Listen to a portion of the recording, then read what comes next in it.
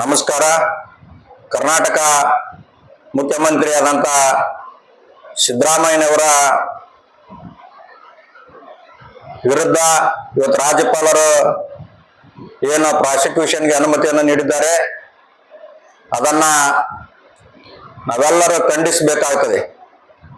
ಯಾಕಪ್ಪ ಅಂತಂದ್ರ ಹಲವಾರು ಬಿಜೆಪಿ ಮತ್ತು ಜೆಡಿಎಸ್ ನಾಯಕರ ವಿರುದ್ಧ ತಮ್ಮ ರಾಜ್ಯ ಭವನದಲ್ಲಿ ಹಲವಾರು ದೂರುಗಳು ತನಿಖಾ ಸಂಸ್ಥೆಗಳು ನಡೆಸಿ ದೂರುಗಳಿದ್ದರೂ ಕೂಡ ಅವ್ರಿಗೆ ಯಾವುದೇ ರೀತಿಯಾದಂತ ಪ್ರಾಸಿಕ್ಯೂಷನ್ಗೆ ಅನುಮತಿ ನೀಡದೆ ದುರುದ್ದೇಶದಿಂದ ರಾಜ್ಯಪಾಲರು ಬಿಜೆಪಿಯ ಏಜೆಂಟರಾಗಿ ಇವತ್ತೇನು ನೀವು ತರಾತುರಿಯಲ್ಲಿ ಒಬ್ಬ ಬ್ಲಾಕ್ ಮೇಲರ್ ಅಬ್ರಹಾಂ ಎಂಬ ದೂರನ್ನು ಆಧರಿಸಿ ಒಂದೇ ದಿನದಲ್ಲಿ ನೋಟಿಸ್ ಅನ್ನು ಜಾರಿ ಮಾಡಿ ಈಗೇನು ಪ್ರಾಸಿಕ್ಯೂಷನ್ ಮಾಡಿದ್ರಿ ಅದನ್ನೆಲ್ಲ ನಾವು ರಾಜ್ಯದ ಜನರು ಖಂಡಿಸ್ತಾ ಇದ್ದೇವೆ.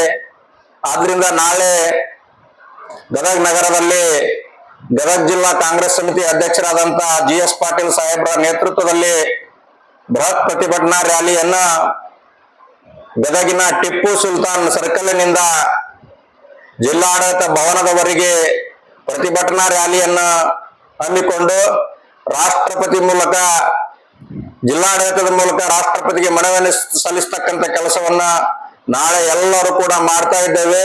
ರಾಜ್ಯಾದ್ಯಂತ ಕೂಡ ರಾಜ್ಯಪಾಲರ ನಡೆಯನ್ನ ಖಂಡಿಸಿ ಬೃಹತ್ ಪ್ರಮಾಣದ ಹೋರಾಟವನ್ನ ಹಮ್ಮಿಕೊಂಡಿದ್ದೇವೆ.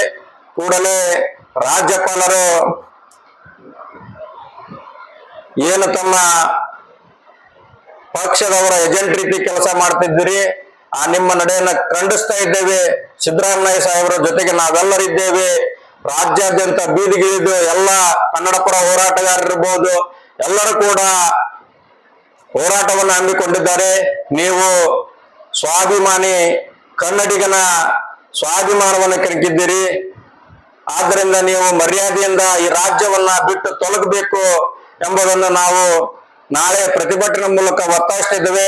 ಆದ್ರಿಂದ ಗದಗಿನ ಎಲ್ಲ ಕಾಂಗ್ರೆಸ್ ಕಾರ್ಯಕರ್ತರು ಸಿದ್ದರಾಮಯ್ಯನವರ ಅಭಿಮಾನಿಗಳು ಎಲ್ಲರೂ ಕೂಡ ಪ್ರತಿಭಟನೆಯಲ್ಲಿ ಭಾಗವಹಿಸಿ ಪ್ರತಿಭಟನೆಯನ್ನು ಯಶಸ್ವಿಗೊಳಿಸಿ